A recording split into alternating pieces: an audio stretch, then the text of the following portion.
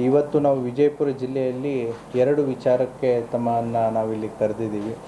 ಒಂದು, ಪೊಲೀಸ್ ಇಲಾಖೆಯು ರಾಜ್ಯಾದ್ಯಂತ ಹಿರಿಯ ನಾಗರಿಕರು ಮತ್ತು ಒಂಟಿ ಮಹಿಳೆಯರ ಸುರಕ್ಷತೆಯ ಕುರಿತಾಗಿ ಆಸರೆ ಎನ್ನುವಂತಹ ಕಾರ್ಯಕ್ರಮವನ್ನು ನಮ್ಮ ಗಣ ಸರ್ಕಾರ ಮತ್ತು ನಮ್ಮ ಗೃಹ ಸಚಿವರು ಮತ್ತು ನಮ್ಮ DGP ಸಾಹೇಬರು ಇದನ್ನು ಜಾರಿಗೆ ತಂದಿದ್ದರು.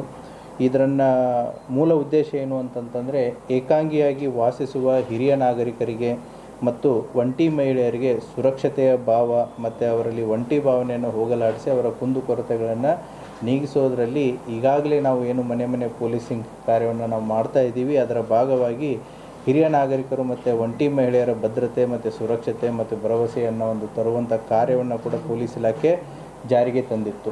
ಇದನ್ನು ಕಳೆದು ಹಲವಾರು ತಿಂಗಳಿಂದ ನಾವು ಇದನ್ನು ಎಲ್ಲ ಬೀಟ್ ನಮ್ಮ ಜಿಲ್ಲೆಯಲ್ಲಿರುವಂಥ ಒಟ್ಟು 329 ಬೀಟ್ಗಳಲ್ಲಿಯೂ ಕೂಡ ಇದನ್ನು ಜಾರಿಗೆ ತಂದಿದ್ದೀವಿ. ಈಗಾಗಲೇ ಕಾರ್ಯಾಚರಣೆಯನ್ನು ಕೂಡ ನಡೀತಾ ಇದೆ. ಈ 329 ಬೀಟ್ ಸಿಬ್ಬಂದಿ ತಮ್ಮ ಬೀಟ್ ವ್ಯಾಪ್ತಿಯಲ್ಲಿ ವಾಸಿಸುವಂತಹ ಏಕಾಂಗಿಯಾಗಿ ವಾಸಿಸುವಂಥ ಹಿರಿಯ ನಾಗರಿಕರ ಮನೆಗಳನ್ನು ಗುರುತಿಸೋದು, ಒಂಟಿ ಮಹಿಳೆಯರು ಇರುವಂಥ ಮನೆಗಳನ್ನು ಗುರುತಿಸಿ ಅವರಿಗೆ ಒಂದು ಭದ್ರತೆ ಮತ್ತು ಸುರಕ್ಷತೆ ಮತ್ತು ಸಮಸ್ಯೆಗಳನ್ನು ಕುಂದುಕೊರತೆಗಳನ್ನು ಆಲಿಸುವಂಥ ಒಂದು ಕಾರ್ಯವನ್ನು ಮಾಡ್ತಾ ಇದ್ದಾರೆ. ಇದರ ಜೊತೆಗೆ ನಾವು ಒಂದು ಸ್ಟೆಪ್ಪು ಎಕ್ಸ್ಟ್ರಾ ಹೋಗಿಬಿಟ್ಟು ಸರ್ಕಾರದಿಂದ ಅವರಿಗೆ ಈಗಾಗಲೇ ಇರುವಂತಹ ಹಲವಾರು ಯೋಜನೆಗಳನ್ನು ಕೂಡ ಇದೆ. ಸೊ ಹೋಗಿ ಅವರ ಸುರಕ್ಷತೆ ಭದ್ರತೆಯ ಜೊತೆಗೆ ಅವರು ಏನಾದರೂ ಆ ಯೋಜನೆಗಳಿಂದ ವಂಚಿತರಾಗಿದ್ದರು ಅಂತಂತಂದರೆ ಆ ಯೋಜನೆಗಳನ್ನು ತಲುಪಿಸುವಲ್ಲಿಯೂ ಕೂಡ ನಮ್ಮ ಬೀಟ್ ಸಿಬ್ಬಂದಿ ಒಂದು ಒಳ್ಳೆಯ ಕಾರ್ಯವನ್ನು ಕೂಡ ಮಾಡ್ತಾ ಇದ್ದಾರೆ. ಜಿಲ್ಲಾಧಿಕಾರಿಗಳಿಂದ ಅವರಿಗಿರುವಂತಹ ಎಲ್ಲ ಸೌಲಭ್ಯ ಯೋಜನೆಗಳ ಕುರಿತಾದಂಥ ಒಂದು ವಿಸ್ತೃತವಾದಂಥ ಮಾಹಿತಿಯನ್ನು ಪಡೆದುಕೊಂಡು ಅದನ್ನು ನಾವು ಬೀಟ್ ಸಿಬ್ಬಂದಿಗೆ ಕೊಟ್ಟು ಅವರು ಹಿರಿಯ ನಾಗರಿಕರಿಗೆ ಸಂಬಂಧಪಟ್ಟಂತಹ ಕಾನೂನುಗಳಿಗೆ ಸಂಬಂಧಪಟ್ಟಂತೆ, ತಂದೆ ತಾಯಿ ಮತ್ತು ಹಿರಿಯ ನಾಗರಿಕರ ಪಾಲನೆ ಪೋಷಣೆ ಮತ್ತು ಕಲ್ಯಾಣಕ್ಕೆ ಸಂಬಂಧಪಟ್ಟಂತೆ, ಮತ್ತು ಇಂದಿರಾ ಗಾಂಧಿ ರಾಷ್ಟ್ರೀಯ ವೃದ್ಧಾಪ್ಯ ವೇತನ ಆಗಿರ್ಬೋದು ಮತ್ತು ಸಂಧ್ಯಾ ಸುರಕ್ಷಾ ಯೋಜನೆಯ ಬಗ್ಗೆ ಆಗಿರ್ಬೋದು, ಅಂದರೆ 60 ವರ್ಷಕ್ಕಿಂತ ಮೇಲೆ ಇದ್ದವರಿಗೆ ಪಿಂಚಣಿ, 60 ವರ್ಷಕ್ಕಿಂತ ಕಡಿಮೆ ಇರೋರಿಗೆ ಪಿಂಚಣಿಯ ಸೌಲಭ್ಯ ಆಗಿರ್ಬೋದು, ಮತ್ತು ಹಿರಿಯ ನಾಗರಿಕರಿಗೆ ಬಸ್ ಪ್ರಯಾಣದಲ್ಲಿರುವಂಥ ರಿಯಾಯಿತಿ, ವಿಧವಾ ವೇತನ ಯೋಜನೆ ಆಗಿರ್ಬೋದು, ಮನಸ್ವಿನಿ ಯೋಜನೆ ಆಗಿರ್ಬೋದು, ಮತ್ತು ಮೃತ ರೈತರ ಪತ್ನಿಗೆ ಇರುವಂಥ ಯೋಜನೆಗಳಾಗಿರ್ಬೋದು, ಅಸಿಡ್ ದಾಳಿಗೆ ಒಳಗಾದಂತಹ ಮಹಿಳೆಯರಿಗೆ ಇರುವಂಥ ಯೋಜನೆಗಳಾಗಿರ್ಬೋದು, ವೃದ್ಧಾಶ್ರಮಗಳ ಬಗ್ಗೆ, ಹಿರಿಯ ನಾಗರಿಕರಿಗೆ ಸಹಾಯವಾಣಿ ಕೇಂದ್ರಗಳಾಗಿರ್ಬೋದು, ಹಿರಿಯ ನಾಗರಿಕರ ಹಗಲು ಯೋಗಕ್ಷೇಮ ಕೇಂದ್ರಗಳಾಗಿರ್ಬೋದು, ಹಿರಿಯ ನಾಗರಿಕರಿಗೆ ಗುರುತಿನ ಚೀಟಿ ಮತ್ತು ಈ ರೀತಿಯಾದಂಥ ಯೋಜನೆಗಳನ್ನು ಆಸರೆ ವಿಜಯಪುರ ಜಿಲ್ಲಾ ಪೊಲೀಸರು ಆಸರೆ ಕಾರ್ಯಕ್ರಮದ ಒಂದು ಭಾಗವಾಗಿ 28 ಪೊಲೀಸ್ ಠಾಣಾ ವ್ಯಾಪ್ತಿಗಳಲ್ಲಿರುವಂಥ ಒಟ್ಟು 329 ಬೀಟ್ಗಳಲ್ಲಿ ಇದನ್ನು ಜಾರಿಗೆ ತಂದಿದ್ದಾರೆ. ಈಗಾಗಲೇ ಸುಮಾರು 73 ಈ ರೀತಿಯಾದಂಥ ಒಂದು ಯಶಸ್ವಿ ಸಕ್ಸಸ್ ಸ್ಟೋರೀಸ್ಗಳನ್ನು ನಮ್ಮ ಬೀಟ್ ಸಿಬ್ಬಂದಿಗಳನ್ನು ಮಾಡಿದ್ದಾರೆ. ವೃದ್ಧಾಪ್ಯ ವೇತನ ಒಟ್ಟು 14 ಜನ ಅವಕಾಶ ವಂಚಿತರಾಗಿದ್ದರು. ಅವುಗಳನ್ನು ಗುರುತಿಸಿ ಅದನ್ನು ಕನ್ಸರ್ನ್ಡ್ ಇಲಾಖೆಗಳಿಗೆ ಅವರ ಅಪ್ಲಿಕೇಶನನ್ನು ಹಾಕಿ ಅವರಿಂದ ಆದೇಶ ಕಾಪಿಗಳನ್ನು ಕೂಡ ಅವರಿಗೆ ಒಯ್ದು ಕೊಟ್ಟಿದ್ದಾರೆ. ಅದೇ ರೀತಿ ವಿಧವಾ ವೇತನ ಯೋಜನೆ ಒಟ್ಟು 16 ಜನಕ್ಕೆ, ವಿಕಲಚೇತನ ಪೋಷಣಾ ಯೋಜನೆ 8 ಜನಕ್ಕೆ, ಇಂದಿರಾ ಗಾಂಧಿ ರಾಷ್ಟ್ರೀಯ ಪಿಂಚಣಿ ಯೋಜನೆ 6 ಜನಕ್ಕೆ, ಹಿರಿಯ ನಾಗರಿಕರ ಗುರುತಿನ ಚೀಟಿ ಒಟ್ಟು 10 ಜನಕ್ಕೆ, ಸಂಧ್ಯಾ ಸುರಕ್ಷಾ ಯೋಜನೆ ಒಟ್ಟು 6 ಜನಕ್ಕೆ. ಅದೇ ರೀತಿ ಕೆಲವೊಂದು ಜನರ ಮನೆಗೆ ಕರೆಂಟ್ ಸಂಪರ್ಕ ಇನ್ನೂ ಕೆಲವೊಂದು ಜನಕ್ಕೆ ಬಂದಿದ್ದಿಲ್ಲ, ಅದು ಕೂಡ ಕುಂದುಕೊರತೆ ಆಲಿಸುವಂಥ ಸಂದರ್ಭದಲ್ಲಿ ಬಂದಿತ್ತು. ಅವರಿಗೆ ಭಾಗ್ಯಜ್ಯೋತಿ ಯೋಜನೆಯಡಿಯಲ್ಲಿ ವಿದ್ಯುತ್ ಸಂಪರ್ಕವನ್ನು ಕೂಡ ಒಟ್ಟು 6 ಜನರಿಗೆ, ಕೆಲವೊಂದಿಷ್ಟು ಜನ ಸರ್ಕಾರದಿಂದ ಉಚಿತ ಕಣ್ಣಿನ ಶಸ್ತ್ರಚಿಕಿತ್ಸೆ, ಪೊಲೀಸರು ಹೋದಾಗ ಅವ್ರ ಸಮಸ್ಯೆಗಳಂತಂದರೆ ಅವ್ರದ್ದು ಆರೋಗ್ಯದ ಸಮಸ್ಯೆಗಳನ್ನು ಹೇಳಿದ್ದಂಥ ಉದಾಹರಣೆಗಳಿದ್ದಾವೆ. ಒಟ್ಟು 3 ಜನಕ್ಕೆ ಕಣ್ಣಿನ ಶಸ್ತ್ರಚಿಕಿತ್ಸೆ ಉಚಿತವಾಗಿ ಸರ್ಕಾರದ ಯೋಜನೆಯಡಿಯಲ್ಲಿ ಮಾಡಿಸಿಕೊಟ್ಟಿದ್ದಾರೆ. ಅಷ್ಟೇ ಅಲ್ಲದೆ ಬ್ಯಾಂಕ್ ಮತ್ತು ಅಂಚೆ ಕಚೇರಿಯಲ್ಲಿ ಖಾತೆಗಳನ್ನು ಕೂಡ ಅವರಿಗೆ ತರಿಸಿಕೊಡುವಂಥ ಕೆಲಸವನ್ನು ಮಾಡಿದ್ದಾರೆ. ಈ ರೀತಿ ಒಟ್ಟು 73 ಸಕ್ಸಸ್ ಸ್ಟೋರೀಸ್ಗಳನ್ನು ನಮ್ಮ ಬೀಟ್ ಸಿಬ್ಬಂದಿ ಈಗಾಗಲೇ ಮಾಡಿದ್ದಾರೆ. ಈಗಲೂ ಕೂಡ ಇದು ಎಲ್ಲ ಬೀಟ್ಗಳಲ್ಲಿಯೂ ಕೂಡ ಜಾರಿ ಇದ್ದು ಇನ್ನೂ ಹಲವಾರು ಈ ರೀತಿ ಇರುವಂತಹ ಹಿರಿಯ ನಾಗರಿಕರಾಗಿರ್ಬೋದು ಮತ್ತು ಒಂಟಿ ಮಹಿಳೆಯರನ್ನು ಗುರುತಿಸಿ ಅವರಿಗೆ ಅನುಕೂಲ ಮಾಡಿಕೊಡುವಂಥ ಒಂದು ಕೆಲಸವನ್ನು ಜನಸ್ನೇಹಿ ಪೊಲೀಸ್, ಜನರ ಪರವಾಗಿ ಇರುವಂಥ ಒಂದು ಪೊಲೀಸ್ ವ್ಯವಸ್ಥೆಯನ್ನು ನಮ್ಮ ಬೀಟ್ ಸಿಬ್ಬಂದಿಗಳು ಜಾರಿಯನ್ನು ತಂದಿದ್ದಾರೆ. ಈ ಯೋಜನೆಯನ್ನು ಜಿಲ್ಲೆಯ ಎಲ್ಲ ಅಧಿಕಾರಿ ಮತ್ತು ಸಿಬ್ಬಂದಿ ವರ್ಗದವರು ಯಶಸ್ವಿಯಾಗಿ ಮಾಡ್ತಾ ಇದ್ದಾರೆ. ಇದನ್ನು ಇನ್ನೂ ಕಂಟಿನ್ಯೂ ಮಾಡ್ತಾ ಇದ್ದಾರೆ. ಮುಂಬರುವಂಥ ದಿನಗಳಲ್ಲಿ ಈ ಸಂಖ್ಯೆ ಇನ್ನೂ ಹೆಚ್ಚಾಗುತ್ತೆ. ಈ ಕಾರ್ಯಕ್ರಮವನ್ನು ಏನು ರಾಜ್ಯ ಸರ್ಕಾರ ಒಂದು ಉದ್ದೇಶದಿಂದ ಇದನ್ನು ತಂದಿತ್ತು, ಅದನ್ನು ಅರ್ಥಪೂರ್ಣವಾಗಿ ವಿಜಯಪುರ ಜಿಲ್ಲಾ ಪೊಲೀಸ್ನವರು ಮಾಡ್ತಾ ಇದ್ದಾರೆ. ಪ್ರೊಸೆಸ್ಸು ಆ ಕನ್ಸರ್ನ್ಡ್ ಇಲಾಖೆಗೆ ಏನು ಯಾರಿಗೆ ಬೇಕಾಗಿರುತ್ತೆ ಅವರಿಂದನೇ ಪತ್ರ ವ್ಯವಹಾರ ಮಾಡ್ತಾರೆ. They will work as A facilitator. So they will facilitate the entire process. ಈಗ ತಹಶೀಲ್ದಾರ್ ಆಫೀಸಿಂದ ಕೆಲಸ ಆಗಬೇಕಾಗಿದ್ದರೆ ಅವರಿಂದ ಅರ್ಜಿಯನ್ನು ತಹಶೀಲ್ದಾರ್ ಆಫೀಸಿಗೆ ಕೊಡಿಸಿ ತಹಶೀಲ್ದಾರ್ ಆಫೀಸಲ್ಲಿ ಫಾಲೋ ಅಪ್ ಮಾಡಿ ಅದು ವರ್ಕ್ ಆರ್ಡರ್ ಆಗೋವರೆಗೂ ಕೂಡ ಅದನ್ನು ಪ್ರೊಸೆಸನ್ನು ಇವರೇ ಫಾಲೋ ಅಪ್ ಮಾಡ್ತಾರೆ. ಹಾಂ, yes we have given the details of the schemes. So ಸ್ಕೀಮ್ಸ್ಗಳ ಡೀಟೇಲ್ಸನ್ನು ಕೂಡ ನಾವು ಈ ರೀತಿ ಮಾಡಿ ಕೊಟ್ಟಿದ್ದೀವಿ. ಯಾವ್ಯಾವ ಇಲಾಖೆಗೆ ಯಾವ್ಯಾವ ಯೋಜನೆಗಳು ಬರ್ತವೆ, ಸೊ ಯಾವ ರೀತಿ ಪ್ರೊಸೆಸ್ ಮಾಡಬೇಕು ಅಂತಂಥೇಳಿ. ಸೊ ವೃದ್ಧಾಪ್ಯ ವೇತನ ಯಾರಿಗೆ ಅಪ್ರೋಚ್ ಆಗಬೇಕು, ಬಸ್ ರಿಯಾಯಿತಿ ಪ್ರಯಾಣ ದರ ಯಾರಿಗೆ ಅಪ್ರೋಚ್ ಆಗಬೇಕು. ಸೊ ಆ ರೀತಿಯಾಗಿ ಅವ್ರಿಗೆ ಈಗಾಗಲೇ ನಾವು ಅದರ ಬಗ್ಗೆ ಮಾಹಿತಿಯನ್ನು ಕೊಟ್ಟು ಅವರು ಬೀಟ ವ್ಯವಸ್ಥೆ ಅಂತ ಹೋದಾಗ ಆಸರೆ ಅಂತ ಸ್ಕೀಮಿಗೆ ಆಸರೆ ಯೋಜನೆ ಅಂತ ಹಳ್ಳಿಗಳಿಗೆ ಹೋದಾಗ ಆ ಸಮಸ್ಯೆಗಳನ್ನು ಗುರುತಾಕೋತಾರೆ. ಕೆಲವೊಂದು ಸಮಸ್ಯೆಗಳು ಹೊಸದಾಗಿ ಬರುತ್ತೆ. ಸೊ ಎಲ್ಲ ಯೋಜನೆಗಳನ್ನು ಒಂದೇ ಕಡೆ ಇರೋಂತಲ್ಲ. ಸೊ ಆವಾಗ ಸಂಬಂಧಪಟ್ಟಂತಹ ನಮ್ಮ ಇನ್ಸ್ಪೆಕ್ಟ್ರು PSI ಅವರು ತಹಶೀಲ್ದಾರ್ ಜೊತೆಗೆ ಚರ್ಚೆ ಮಾಡಿ ಏನು ಸಹಾಯ ಮಾಡೋಕ್ಕಾಗತ್ತೆ ವಿತಿನ್ ದ ಏನು ಸರ್ಕಾರದ ಯೋಜನೆಗಳಲ್ಲಿ ಆ ರೀತಿಯಾದಂಥ ಒಂದು ಸಹಾಯವನ್ನು ನಮ್ಮ ಪೊಲೀಸ್ನವರು ಹಿರಿಯ ನಾಗರಿಕರಿಗೆ ಮತ್ತು ಒಂಟಿ ಮಹಿಳೆಯರಿಗೆ ಮಾಡಿಕೊಡ್ತಾ ಇದ್ದಾರೆ.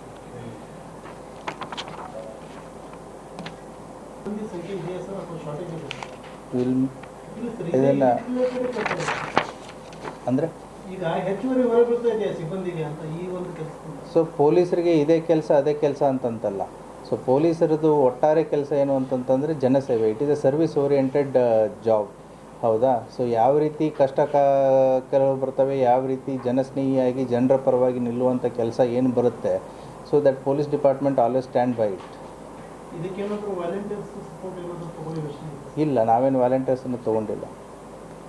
ಇವತ್ತಿನ ದಿನ ನಾವು ಪೊಲೀಸ್ ಇಲಾಖೆಯು ಸ್ವತ್ತಿನ ಅಪರಾಧಗಳನ್ನ ತಡೆಗಟ್ಟುವಲ್ಲಿ ಇನ್ನೊಂದು ಹೆಜ್ಜೆಯನ್ನು ಮುಂದುವರಿಸಿ ತಾಂತ್ರಿಕತೆಯನ್ನು ಯೂಸ್ ಮಾಡಿ, ನಮ್ಮಲ್ಲಿರುವಂತಹ ಈಗಾಗಲೇ ಎಕ್ಸಿಸ್ಟಿಂಗ್ ತಾಂತ್ರಿಕತೆಯನ್ನು ಯೂಸ್ ಮಾಡಿ ಈ ಕಳ್ಳತನ ಅಪರಾಧಗಳನ್ನ ತಡೆಗಟ್ಟುವ ನಿಟ್ಟಿನಲ್ಲಿ ಸಾರ್ವಜನಿಕರು ವಿವಿಧ ಕಾರಣಗಳಿಂದ ತಮ್ಮ ಮನೆಗಳನ್ನು ಕೀಲಿ ಹಾಕಿ ಬೇರೆ ಬೇರೆ ಪ್ರದೇಶಗಳಿಗೆ ಹೋದಾಗ ಅವರ ಮನೆ ಕಳ್ಳತನವನ್ನು ತಡೆಗಟ್ಟುವುದಕ್ಕೋಸ್ಕರ ಲಾಕ್ಡ್ ಹೌಸ್ ಬೀಟ್ ಸಿಸ್ಟಮ್ ಅನ್ನುವಂತಹ ಒಂದು ಉಪಕ್ರಮ, ಒಂದು ಬೀಟ್ ವ್ಯವಸ್ಥೆಯನ್ನು ನಾವು ಜಾರಿಗೆ ತರ್ತಾ ಇದ್ದೀವಿ. ಇದರಲ್ಲಿ ಏನು ಅಂತಂತಂದರೆ ಜನರು ಅವರ ಮನೆಗಳನ್ನು ಬಿಟ್ಟು ಹೋಗ್ತಾ ಇರಬೇಕಾದ್ರೆ ಅವರು ಕೆಲವೊಂದಿಷ್ಟು ಮಾಹಿತಿಯನ್ನು ನಮ್ಮ ಕಂಟ್ರೋಲ್ ರೂಮ್ದಲ್ಲಿರುವಂತಹ ಒಂದು ವಾಟ್ಸಪ್ ನಂಬರ್ಗೆ ಅವರು ಶೇರ್ ಮಾಡಬೇಕಾಗತ್ತೆ. ಅದರ ಮನೆಯ ಹೆಸರು, ಮನೆಯ ವಿಳಾಸ, GPS ಲೊಕೇಶನ್ನು ಭಾಳ ಇಂಪಾರ್ಟೆಂಟು. ಅದರ ಜೊತೆಗೆ ಮನೆಯ ಫೋಟೋ ಮತ್ತು ಎಷ್ಟು ದಿನದವರೆಗೆ ಅವರು ಆ ಮನೆಯನ್ನು ಲಾಕ್ ಮಾಡಿ ಹೋಗ್ತಾ ಇದ್ದಾರೆ ಅನ್ನುವಂಥ ಒಂದು ಮಾಹಿತಿಯನ್ನು ನಮ್ಮ ಕಂಟ್ರೋಲ್ ರೂಮ್ದಲ್ಲಿರುವಂತಹ ಈ ತೆಳಗಿನ ವಾಟ್ಸಪ್ ನಂಬರ್ 8277970747 ಅನ್ನುವಂಥ ಒಂದು ನಂಬರಿಗೆ ವಾಟ್ಸಪ್ಪನ್ನು ಕಳಿಸಿದರೆ ನಮ್ಮ ಕಂಟ್ರೋಲ್ ರೂಮ್ ಮುಖಾಂತರ ಇದು ಆಯಾ ಪೊಲೀಸ್ ಠಾಣೆಯ ಸಿಬ್ಬಂದಿಗಳಿಗೆ ಮಾಹಿತಿ ಹೋಗುತ್ತೆ.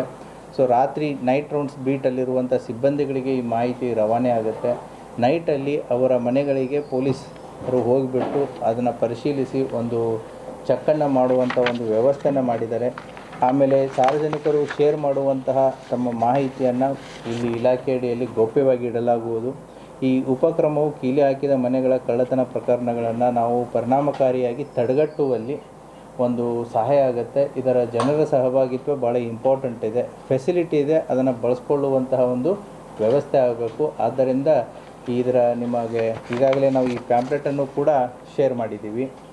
ಈ ಪ್ಯಾಂಪ್ಲೆಟಲ್ಲಿ ಏನು ನಮಗೆ QR ಕೋಡು ಇದೆ. QR code opens the control room WhatsApp number. Control room WhatsApp number ಕೊಟ್ಟಿದ್ದೀವಿ ಇದರಲ್ಲಿ. ಸೊ ಅದರಲ್ಲಿ ಜನ ನಮಗೆ ಲಾಕ್ಡ್ ಹೌಸಸ್ ಅಂದರೆ ಮನೆಯಲ್ಲಿ ಇರದೇ ಇದ್ದಾಗ ಅವ್ರು ಹೋಗ್ಬೇಕಾದ್ರೆ ಏನೇನು ಮಾಹಿತಿಯನ್ನು ಈ ನಂಬರ್ಗೆ ಶೇರ್ ಮಾಡಬೇಕು ಅನ್ನುವಂಥದ್ದನ್ನು ಏನು ಕೊಡೋದಕ್ಕೆ ತಿಳಿಸಲಾಗಿದೆ. ಅದೇ ರೀತಿ ಈ ಮಾಹಿತಿಯನ್ನು ಕೊಟ್ಟಾಗ ನಮ್ಮ ಕಂಟ್ರೋಲ್ ರೂಮ್ದಲ್ಲಿ ಇದು ಎವ್ರಿಡೇ ಮಾಹಿತಿ ಕಂಪೈಲ್ ಆಗ್ತಾ ಹೋಗುತ್ತೆ.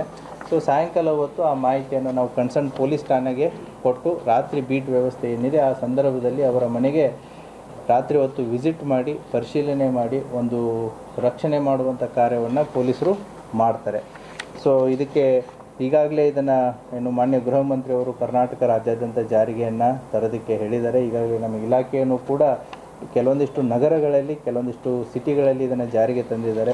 ಇವತ್ತಿಂದ ನಾವು ನಮ್ಮ ಜಿಲ್ಲೆಯಾದ್ಯಂತ ಇದನ್ನು ನಾವು ಜಾರಿಗೆ ತರ್ತಾ ಇದ್ದೀವಿ. ಆದ್ದರಿಂದ ಸಾರ್ವಜನಿಕರು ಈ ಇರುವಂಥ ಒಂದು ವ್ಯವಸ್ಥೆಯನ್ನು ಲಾಕ್ಡ್ ಹೌಸಸ್ ಬೀಟ್ ಸಿಸ್ಟಮ್ ಅನ್ನುವಂಥ ಒಂದು ವ್ಯವಸ್ಥೆಯನ್ನು ತಾವು ಹೆಚ್ಚು ಬಳಸ್ಕೊಂಡಾಗೆ ಅದು ತಮಗೆ ಸಾರ್ವಜನಿಕರಿಗೆ ಅನುಕೂಲ ಆಗುತ್ತೆ. ಇದರ ಬಗ್ಗೆ ಮಾಧ್ಯಮದವರು ಹೆಚ್ಚಿನ ಪ್ರಚುರಪಡಿಸಿ ಇದನ್ನು ಸಾರ್ವಜನಿಕರಿಗೆ ಒಂದು ಪೊಲೀಸರ ಜೊತೆಗೆ ಸಾರ್ವಜನಿಕರ ಸಹಕಾರ ಇದ್ದು ಪೊಲೀಸರು ಅದನ್ನು ಅಟೆಂಡ್ ಮಾಡೋದಕ್ಕೆ ಅನುಕೂಲ ಆಗುತ್ತೆ.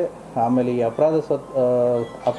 ಕಳ್ಳತನದ ಪ್ರಕರಣಗಳನ್ನು ತಡೆಗಟ್ಟುವಲ್ಲಿ ನಮಗೆ ಅನುಕೂಲ ಆಗುತ್ತೆ. ಈ ಕೊಡಲಾಗಿದೆ 8277970747 ಈ ಪ್ರೆಸ್ ನೋಟಲ್ಲೂ ಇದೆ, ಈ ಪ್ಯಾಂಪ್ಲೆಟಲ್ಲೂ ಇದೆ. ನಾವು ಸೋಷಿಯಲ್ ಮೀಡಿಯಾದಲ್ಲಿ ತಮಗೆ ಈ ಪ್ಯಾಂಪ್ಲೆಟನ್ನು ಶೇರ್ ಮಾಡ್ತೀವಿ. ಸೊ ವಿಡಿಯೋನೂ ಕೂಡ ಶೇರ್ ಮಾಡ್ತೀವಿ, ಹೌ ಇಟ್ ವರ್ಕ್ಸ್ ಅಂತಂತೇಳಿ. ಸೊ ಇದನ್ನು ಹೆಚ್ಚು ನೀವು ಬಳಸ್ತಾ ಹೋದಂಗೆ ಇದರದ ಯೋಜನೆ ಪರಿಣಾಮವಾಗಿ, ಯಾಕಂತಂದರೆ it depends upon how much public will use it. ಅವ್ರು ಹೆಚ್ಚು ಬಳಕೆ ಮಾಡಿದಷ್ಟು ಇದರ ವ್ಯವಸ್ಥೆ ಪರಿಣಾಮಕಾರಿಯಾಗಿ ಆಗ್ತಾ ಹೋಗುತ್ತೆ. ತಾವು ಕೂಡ ಮಾಧ್ಯಮದವರು ತಮ್ಮನ್ನೇ ಲಾಕ್ ಮಾಡಿ ಹೋಗಬೇಕಾದ್ರೆ ಈ ವ್ಯವಸ್ಥೆಯನ್ನು ಒಂದು ಸಾರಿ ಚೆಕ್ ಮಾಡಿ. ವಿ ನೀಡ್ ಫೀಡ್ಬ್ಯಾಕ್, ಯಾಕಂತಂದರೆ ಇದು ಹೊಸ ವ್ಯವಸ್ಥೆ ಇರೋದ್ರಿಂದ ಹೇಗೆ ವರ್ಕ್ ಆಗುತ್ತೆ ಹೇಗಿಲ್ಲ ಅನ್ನೋದು ಕೂಡ ನಮಗೆ ಫೀಡ್ಬ್ಯಾಕ್ ಮುಖಾಂತರ ಗೊತ್ತಾಗುತ್ತೆ. ಈ ಫೀಡ್ಬ್ಯಾಕ್ ಬಂದಷ್ಟು ಕೂಡ ನಾವು ಇದನ್ನು ಇರುವಂತಹ ಕೊರತೆಗಳನ್ನು ಅಟೆಂಡ್ ಮಾಡಿ ಇದನ್ನು ಇಂಪ್ರೂವ್ ಮಾಡೋದಕ್ಕೆ ಅವಕಾಶ ಆಗುತ್ತೆ. ಇಲ್ಲ, ಇದು ನಮ್ಮ ಜಿಲ್ಲಾವಾರು ನಂಬರ್ ಇದೆ. ಇವಾಗ ಸದ್ಯದ ಮಟ್ಟಿಗೆ ಈಗಾಗಲೇ ನಮ್ಮದು ಕರ್ನಾಟಕ ಸ್ಟೇಟ್ ಪೊಲೀಸ್ ಅಪ್ಲಿಕೇಶನ್ ಇದೆ, KSP ಆ್ಯಪ್ ಅಂತ ಇದೆ. ತಾವೆಲ್ಲ ಅದರಲ್ಲಿ ಸಾಕಷ್ಟು ಮಾಹಿತಿ, ಪೊಲೀಸ್ ಸ್ಟೇಷನ್ ಜ್ಯೂರಿಸ್ಡಿಕ್ಷನ್ನು, ಮಿಸ್ಸಿಂಗ್ ಕೇಸಸ್ಸು, ಹಲವಾರು ಮಾಹಿತಿಗಳು ಅದರಲ್ಲಿದೆ. ಮುಂಬರುವಂಥ ದಿನಗಳಲ್ಲಿ ಈ KSP ಆ್ಯಪ್ ಜೊತೆಗೇ ಅಕ್ರಾಸ್ ಕರ್ನಾಟಕ ಈಗ ಜಿಲ್ಲಾವಾರು ಇರುವಂತಹ ಒಂದು ವ್ಯವಸ್ಥೆಯನ್ನು ನಾವು ಬಳಸ್ಕೊಂಡು ಇದನ್ನು ಮಾಡ್ತಾ ಇದ್ದೀವಿ. ಮೋಸ್ಟ್ ಪ್ರಾಬಬ್ಲಿ ಮುಂಬರುವಂಥ ದಿನಗಳಲ್ಲಿ ಆ KSP ಆ್ಯಪ್ ಅಡಿಯಲ್ಲೇ ಇದೊಂದು ಸಾರ್ವಜನಿಕರಿಗೆ ಉಪಯುಕ್ತವಾಗುವಂಥ ಒಂದು, ಈಗೇನು ನಾವು ಲಾಕ್ಡ್ ಹೌಸ್ ಬೀಟ್ ಸಿಸ್ಟಮ್ ಅಂತ ಕೊಟ್ಟಿದ್ದೀವಿ, ಆ ವ್ಯವಸ್ಥೆನ ಆ ಆ್ಯಪಲ್ಲೇ ತರುವಂಥ ಸಾಧ್ಯತೆಗಳನ್ನು ಕೂಡ ಇದೆ. ಸೊ ಆವಾಗ ಅದು ಅಕ್ರಾಸ್ ಕರ್ನಾಟಕ ಸೇಮ್ ಆಗಿಬಿಡುತ್ತೆ. But as of now this is for ಜಿಲ್ಲಾವಾರು.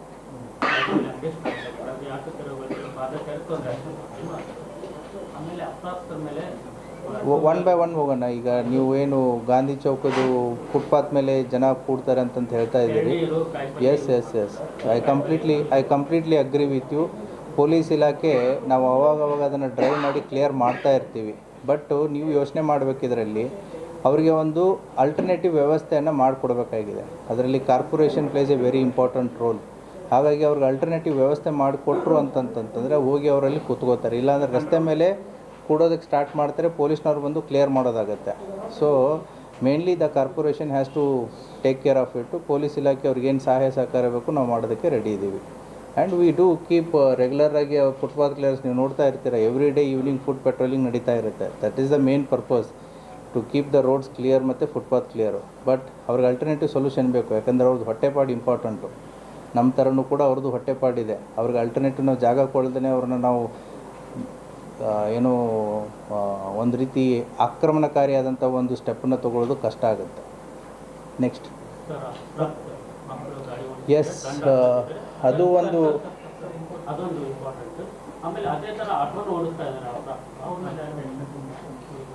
ನೀವು ಜನವರಿಯಲ್ಲಿ ನೋಡಿರ್ಬೋದು. Entire operation was with autos, ಹೌದಲ್ವಾ? ಸೊ ಆಟೋಗಳಲ್ಲಿನೂ ಕೂಡ ಸಾಕಷ್ಟು ಜನ ಡಿಸಿಪ್ಲಿನ್ ಬಗ್ಗೆ ಆಗಿರ್ಬೋದು, ಆಟೋಗಳು ಅಲ್ಲಿ ಇಲ್ಲಿ ನಿಲ್ಲಿಸೋದ್ರ ಬಗ್ಗೆ ಆಗಿರ್ಬೋದು, ಸಾಕಷ್ಟು ಆವಾಗಲೂ ಕೂಡ ಅವ್ರ ಮೇಲೆ ಸ್ಪೆಷಲ್ ಡ್ರೈವನ್ನು ಮಾಡಿಬಿಟ್ಟು ಆಟೋದಲ್ಲಿಯೂ ಕೂಡ ಡಿಸಿಪ್ಲಿನ್ ತರೋದಕ್ಕೆ ಸಾಕಷ್ಟು ಪ್ರಯತ್ನಗಳು ಆಗಿದೆ. ಅದು ನಿರಂತರವಾದಂಥ ಒಂದು ಪ್ರಕ್ರಿಯೆ. ಅದೇ ರೀತಿ ಈಗ ನಾವು ಜಿಲ್ಲಾದ್ಯಂತ ಈಗ ಬರುವಂಥ ಜೂನ್ ತಿಂಗಳಲ್ಲಿ ಶಾಲಾ ಕಾಲೇಜುಗಳು ಮತ್ತೆ ಪ್ರಾರಂಭ ಆಗುತ್ತೆ. ನಾವು ಪೋಷಕರಿಗೆ ಏನು ಕೇಳ್ತಾ ಇದ್ದೀವಿ ಅಂತಂದರೆ, ನಾವು ಸಾಕಷ್ಟು ಅಪಘಾತ ಪ್ರಕರಣಗಳನ್ನ ನೋಡಿದಾಗ ಕೆಲವೊಂದಿಷ್ಟು ಅಪರಾಧ ಪ್ರಕರಣಗಳಲ್ಲಿ ಮೈನರ್ಸ್ ಡ್ರೈವ್ ಮಾಡ್ತಾ ಇರೋದು ಮತ್ತು ಮೈನರ್ಸ್ ವಿಕ್ಟಿಮ್ ಆಗಿರೋದನ್ನು ಕೂಡ ನಾವು ಸಾಕಷ್ಟು ನೋಡ್ತಾ ಇದ್ದೀವಿ. ಸೊ 2 ವೀಲರ್ ಇರ್ಬೋದು, 4 ವೀಲರ್ ಇರ್ಬೋದು, 3 ವೀಲರ್ ಇರ್ಬೋದು, any vehicle for that matter. So ಅಪ್ರಾಪ್ತರಿಗೆ ನೀವು ವೆಹಿಕಲ್ಸ್ಗಳನ್ನ ಕೊಟ್ಟು ಚಲಾವಣೆ ಮಾಡೋದಕ್ಕೆ ಕಾರಣೀಕರ್ತರು ಯಾರಾಗ್ತಾರೆ ಅಂದರೆ ಅವರು ಗಾರ್ಡಿಯನ್ಸ್ ಆಗ್ತಾರೆ. ಗಾರ್ಡಿಯನ್ಸ್ ಅವ್ರ ಪೋಷಕರಾಗಿರ್ಬೋದು ಅಥವಾ ಅವರನ್ನು ನೋಡ್ಕೊಳ್ಳೋರಾಗಿರ್ಬೋದು. ಆ ಹಿನ್ನೆಲೆಯಲ್ಲಿ ಕೂಡ ನಾವು ಡ್ರೈವನ್ನು ಸ್ಟಾರ್ಟ್ ಮಾಡಿದ್ದೀವಿ. ಈಗಾಗಲೇ 4 ಕೋರ್ಟ್ ಜಡ್ಜ್ಮೆಂಟ್ಗಳನ್ನ ಕೂಡ ತಾವು ನೋಡಿದ್ದೀರಾ. ಸುಮಾರು 25,000 ದಂಡ ಮತ್ತು ಡ್ರೈವಿಂಗ್ ಲೈಸೆನ್ಸನ್ನು 25 ವರ್ಷ, ಅಪ್ರಾಪ್ತರು 25 ವರ್ಷ ಆಗೋವರೆಗೂ ಕೂಡ ಡ್ರೈವಿಂಗ್ ಲೈಸೆನ್ಸ್ ಕೊಡಬಾರ್ದು ಅನ್ನೋದನ್ನು ಕೂಡ ಕೋರ್ಟ್ ಆದೇಶ ಮಾಡಿದ್ದನ್ನು ನೋಡಿದ್ದೀರಾ.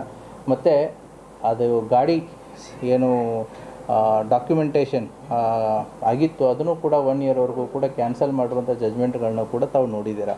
ಇದು ಕೇವಲ 1 ವಾರದಂತಲ್ಲ, ಇದು ಕಂಟಿನ್ಯೂ ಆಗಿ ನಡೀತಾ ಇರುತ್ತೆ. ಸೊ ಪರ್ಟಿಕ್ಯುಲರ್ಲಿ ಬರುವಂಥ ಜೂನ್ನಲ್ಲಿ ಮತ್ತೆ ಶಾಲೆ ಕಾಲೇಜುಗಳು ಪುನರಾರಂಭ ಆಗುತ್ತೆ. ಪೋಷಕರಿಗೆ ನಾವು ಅದನ್ನೇ ಹೇಳೋದು, ಅಪ್ರಾಪ್ತರ ಕೈಯಲ್ಲಿ ವೆಹಿಕಲ್ಸ್ಗಳನ್ನ ಕೊಡೋದ್ರಿಂದ 2 ರೀತಿ ಡ್ಯಾಮೇಜ್ ಆಗುತ್ತೆ. ಒಂದು ತಮ್ಮ ಸ್ವಂತ ಮಕ್ಕಳಿಗೆ, ಎರಡನೇದು ಅಪೋಸಿಟ್ ವೆಹಿಕಲ್ದಲ್ಲಿ ಕೂಡ ವಿಕ್ಟಿಮ್ಸ್ಗಳು ಇದ್ದರು ಅಂತಂದರೆ ಅವ್ರಿಗೂ ಕೂಡ ಯಾವುದೇ ರೀತಿಯಾದಂಥ ಇನ್ಶೂರೆನ್ಸ್ ಆಗಲಿ ಅಥವಾ ಸಹಾಯ ಸಹಕಾರ ಆಗಲಿ ಬರಲ್ಲ. ಯಾಕಂದರೆ ಇವ್ರ ಹತ್ರ ಡ್ರೈವಿಂಗ್ ಲೈಸೆನ್ಸ್ ಇರಲ್ಲ, ಬೇರೆ ಏನೂ ಇರಲ್ಲ. ಆದ್ದರಿಂದ ನಿಮ್ಮ ಮಾಧ್ಯಮದವ್ರ ಮೂಲಕ ನಾವು ಹೇಳೋದೇನು ಅಂತಂತಂದರೆ, ಅಪ್ರಾಪ್ತರ ವಿಚಾರ ಬಂದಾಗ ಪೋಷಕರು ಭಾಳ ಎಚ್ಚರ ವಹಿಸಲಿ. ಯಾಕಂತಂದರೆ ಅವರ ಸಂಪೂರ್ಣ ಜವಾಬ್ದಾರಿ ತಮ್ಮದೇ ಆಗಿರುತ್ತೆ.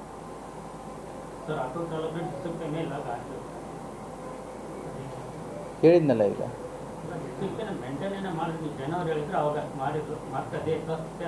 ಅದನ್ನು ನಿರಂತರವಾಗಿ ಮಾಡ್ತಾ ಇರೋದು. ಗ್ರಾಮೀಣ ಭಾಗದ ಶಾಲೆಗಳಲ್ಲಿ ಮಕ್ಕಳನ್ನ ಯಾರಾದರಿಯಾಗಿ ಬಸ್ಗಳಲ್ಲಿ ತುಂಬಿಕೊಂಡು ಹೋಗ್ತಾರೆ, ವೆಹಿಕಲ್ಗಳಿಗೆ ಇನ್ಶೂರೆನ್ಸ್ ಇರೋದಿಲ್ಲ, ಆ ರೀತಿ ಕಂಡು ಬರ್ತದೆ. ಯಾವ ವೆಹಿಕಲ್ಸ್ಗಳಲ್ಲಿ? ಶಾಲಾ ವಾಹನಗಳು. ಈಗ ಬರುವಂಥ ಜೂನ್ ತಿಂಗಳಿಗೆ ಏನಿದೆ, ತಾವು ಅದನ್ನು ಏನು ಪ್ರಶ್ನೆ ಕೇಳಿದ್ರಿ, we want to conduct that drive just before the June. May 15th ಆದಮೇಲೆ ಈ ಶಾಲಾ ಕಾಲೇಜಸ್ಗಳಲ್ಲಿ ನಾವೊಂದು 3-4 ಪಾಯಿಂಟ್ಸ್ಗಳನ್ನ ಇಟ್ಟುಕೊಂಡು will have one more drive. ಏನು ಅಂತಂತಂದರೆ, ಈ ಆ್ಯಂಟಿ ಡ್ರಗ್ ಕಮಿಟಿ ಅನ್ನೋದನ್ನು ಕೂಡ ನಾವು ಮಾಡಬೇಕು ಅಂತ ಇದ್ದೀವಿ. ಜೂನ್ಗೆ ಸ್ಟಾರ್ಟ್ ಆಗುತ್ತೆ. ಮೇ 15th ಆನ್ವರ್ಡ್ಸ್ ನಾವು ಇದನ್ನು ವರ್ಕನ್ನು ಸ್ಟಾರ್ಟ್ ಮಾಡ್ತೀವಿ.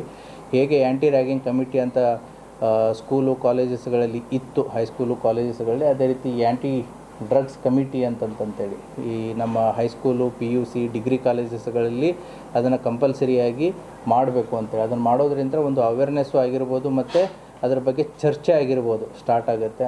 ಅದರ ಜೊತೆಗೆ ಸ್ಕೂಲು ಬಸ್ಗಳ ಬಗ್ಗೆ ಏನು ತಾವು ಹೇಳ್ತಾ ಇದ್ದೀರಿ, ಸ್ಕೂಲ್ ಬಸ್ಗಳ ಬಗ್ಗೆ ಒಂದು ವೆಹಿಕಲ್ಸ್ಗಳಿಗೆ ಎಲ್ಲ ರೀತಿಯಾದಂಥ ಡಾಕ್ಯುಮೆಂಟೇಷನ್ನು ಎಲ್ಲ ಇರಬೇಕಾಗತ್ತೆ. ಅವಕ್ಕವ್ರದ್ದು ಪರ್ಮಿಟ್ ಇರಬೇಕಾಗತ್ತೆ, ಮೇಂಟೆನೆನ್ಸ್ ಇರಬೇಕಾಗತ್ತೆ.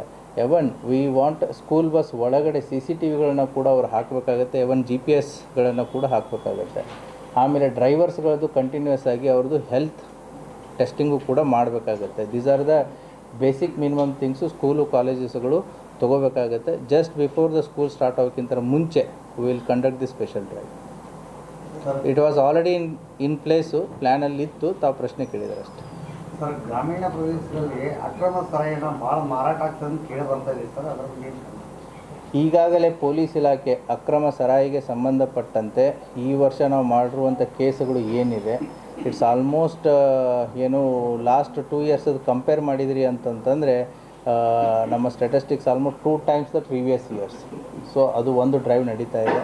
ಮತ್ತು 2 ಮತ್ತು 2ಕ್ಕಿಂತ ಹೆಚ್ಚು ಪ್ರಕರಣಗಳಲ್ಲಿ ಈ ಅಕ್ರಮ ಸರಾಯಿ ಮಾರಾಟ ಮಾಡೋರು ಯಾರಾದರೂ ಕಂಡು ಬಂದ್ರೂ ಕೂಡ ಅವ್ರನ್ನ ಗಡೀಪಾರು ಮಾಡೋದಕ್ಕೆ ಪ್ರಪೋಸಲ್ಸ್ಗಳನ್ನ ಸಬ್ಮಿಟ್ ಮಾಡೋದಕ್ಕೆ ಈಗಾಗಲೇ ಪೊಲೀಸ್ ಇಲಾಖೆ ಎಲ್ಲ ಪೊಲೀಸ್ ಠಾಣೆಗಳಿಗೆ ತಿಳಿಸಲಾಗಿದೆ. ಅಷ್ಟೇ ಅಲ್ಲದೆ ಈಗಾಗಲೇ we have the list of the people ಏನು ಕಳೆದ 3 ವರ್ಷದಲ್ಲಿ 2 ಅಥವಾ 2ಕ್ಕಿಂತ ಹೆಚ್ಚು ಪ್ರಕರಣಗಳಲ್ಲಿ ಯಾರು ಕಂಡು ಬಂದಿದ್ದಾರೆ ಅವ್ರನ್ನ ಗಡೀಪಾರು ಪ್ರಸ್ತಾವನೆಯನ್ನು ಸಲ್ಲಿಸೋದಕ್ಕೆ ಹೇಳಿದೆ. ಮುಂಬರುವಂಥ ದಿನಗಳಲ್ಲಿಯೂ ಕೂಡ ಹಲವಾರು ಗಡೀಪಾರು ಪ್ರಕರಣಗಳಲ್ಲಿ ಆ ಆರೋಪಿಗಳನ್ನು ಕಂಡು ಬರ್ತಾರೆ.